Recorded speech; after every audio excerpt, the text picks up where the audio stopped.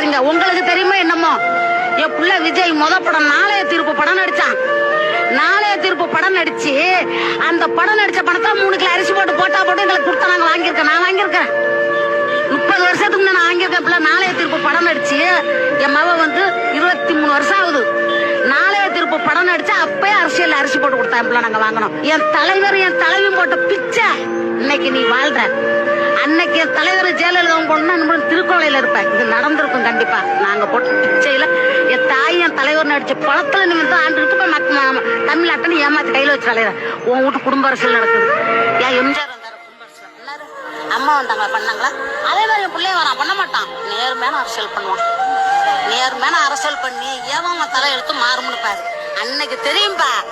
நீங்க பாருங்களா அது நடக்கும். கண்டிப்பா புள்ள உட்கார வச்சுட்டோம்னா என் புள்ள அந்த பூமியை விட்டு மறைகிற வரைக்கும் புள்ளதான் எம்ஜிஆர். இதுல மாற்றம்